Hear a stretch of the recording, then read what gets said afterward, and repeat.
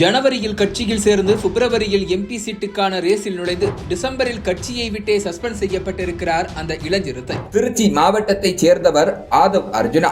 இளம் வயதில் இருந்தே கூடைப்பந்து விளையாட்டில் சாதிக்க வேண்டும் என்ற ஆர்வம் அதிகம் கொண்டவர். இந்த பெரும் கனவுடன் மேற்படிப்புக்காக மெட்ராஸ் கிறிஸ்டியன் கல்லூரியில் நுழைந்தவருக்கு அதற்கான வாய்ப்புகளையும் காலம் அமைத்துக் கொடுத்திருந்தது. இதனால் மாவட்ட அளவிலும் மாநில அளவிலும் நடந்த கூடைப்பந்து விளையாட்டுகளில் ஜொலிக்க ஆரம்பித்தார்.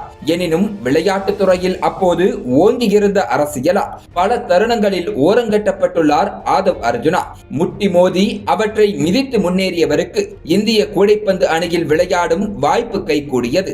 இந்த வாய்ப்பை கெட்டியாக பிடித்துக் கொண்டவர் தொடர்ந்து தேசிய அளவிலான கூடைப்பந்து போட்டிகளில் இடம் பிடித்தார். இளம் விளையாட்டு வீரராக இருந்தாலும் 2017 நடைபெற்ற விளையாட்டுத்துறை சங்க தேர்தலில் போட்டியிட்டு அந்த சங்கத்தின் பொதுச் செயலாளரானார். ஒரு விளையாட்டு வீரனாக தான் எதிர்கொண்ட சவால்கள் கனவுகளை சுமந்து வரும் புதிய தலைமுறைக்கு தடைக்கல்லாகிவிடக் கூடாது என்பதில் கூடுதல் கவனம் செலுத்த தொடங்கினார். அதற்காக பல மாற்றங்களுக்கு அடித்தளமிட்டார்.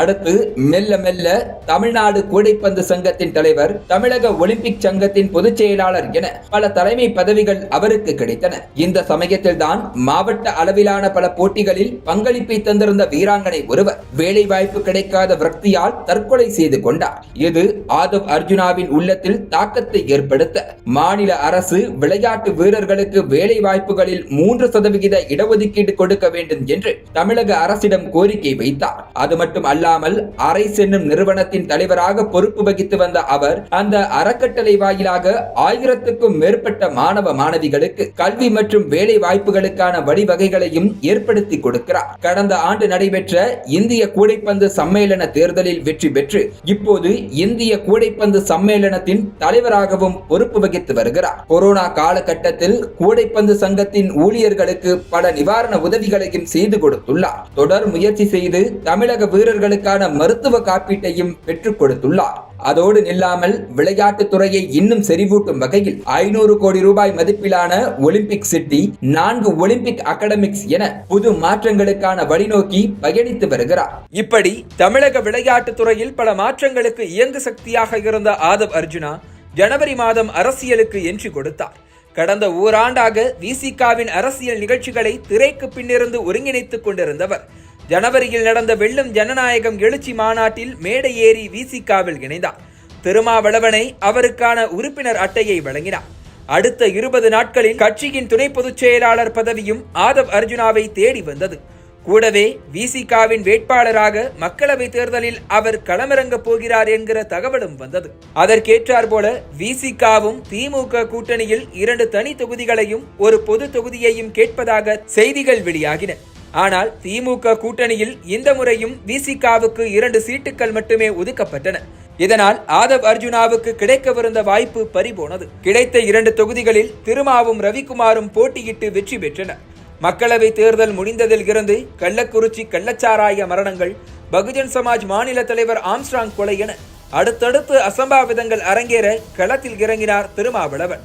தமிழ்நாடு முழுக்க மது ஒழிப்பை அமல்படுத்த மாநாடு அறிவித்ததோடு அதில் அதிமுகவும் கலந்து கொள்ளலாம் என்றார். இதனால் திமுக கூட்டணியில் விரிசலா என்கிற விவாதம் ஒரு பக்கம் ஓடிக்கொண்டிருக்கிறது. இந்த நேரத்தில் தான் தனியார் தொலைக்காட்சிக்கு பேட்டி கொடுத்த ஆதவ் அர்ஜுனா, சில காலத்திற்கு முன்பு வரை சினிமாவில் நடித்துக் கொண்டிருந்தவர்கள் துணை முதலமைச்சராக ஆசைப்படும் போது காலம் முழுக்க உழைத்த திருமாவளவன் அந்த பதவிக்கு ஆசைப்படக்கூடாதா என கட்சிக்காரர்கள் கேட்கிறார்கள் என பேசி உதயநிதி ஸ்டாலினை மறைமுகமாக தாக்கினார். போதாக்குறைக்கு ஆட்சி அதிகாரத்தில் பங்கு வேண்டும், விசிகா இல்லாமல் வட மாவட்டங்களில் திமுகவால் ஜெயிக்க முடியுமா என்றும் கேட்டு அடுத்தடுத்து பரபரப்புகளை பெற்ற வைத்தார்.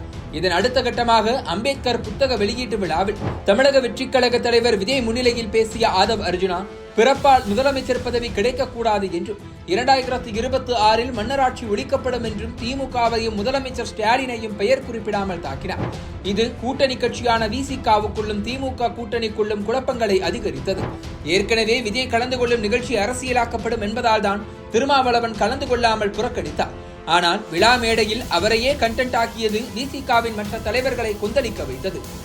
இதனால் ஆதவ் அர்ஜுனா மீது நடவடிக்கை எடுக்க வேண்டும் என விசிகாவுக்குள்ளேயே குரல்கள் எழுந்தன. ஆதவ் அர்ஜுனா பேசியது 100% தவறு என கூறிய திருமாவளவன் மக்களால் தேர்ந்தெடுக்கப்பட்ட ஆட்சியை மன்னர் ஆட்சியுடன் ஒப்பிடுவதா என கண்டித்தார். அதோடு விரைவில் ஆதவ் அர்ஜுனாவிடம் விளக்கம் கேட்கப்பட்டு நடவடிக்கை எடுக்கப்படும் என கூறினார். அதன்படி டிசம்பர் 7ஆம் தேதியன்று கட்சியின் பொதுச் செயலாளர்கள் உள்ளிட்ட முக்கிய நிர்வாகிகளுடன் ஆலோசனை மேற்கொண்ட விசிக தலைவர் தொல் திருமாவளவன் ஆதவ் அர்ஜுனாவை அடுத்த 6 மாதங்களுக்கு கட்சியை விட்டே இடைநீக்கம் செய்வதாக அறிவித்திருக்கிறார். ஆதவ் அர்ஜுனாவின் பேச்சுக்கள் மேலோட்டமாக நோக்கினால் கட்சியின் நலன் மற்றும் அதிகார வலிமைக்கானதாக தோன்றினாலும் கட்சி தலைமை மீதான நன்மதிப்பையும் நம்பகத்தன்மையையும் கேள்விக்குள்ளாக்கும் வகையில் விமர்சனங்களையும் உருவாக்கிவிட்டதாகவும் கட்சியினருக்கு இது தவறான முன்மாதிரியாக அமைந்துவிடும் என்பதாலேயே ஒழுங்கு நடவடிக்கை எடுப்பதாகவும் விளக்கம் அளித்திருக்கிறார் திருமாவளவன். இதனால் ஒரே ஆண்டில் கட்சியில் இணைந்து துணை பொதுச் செயலாளராக உயர்ந்த ஆதவ் அர்ஜுனாவின் அதிவேக அரசியல் வளர்ச்சிக்கு முட்டுக்கட்டை விழுந்திருக்கிறது.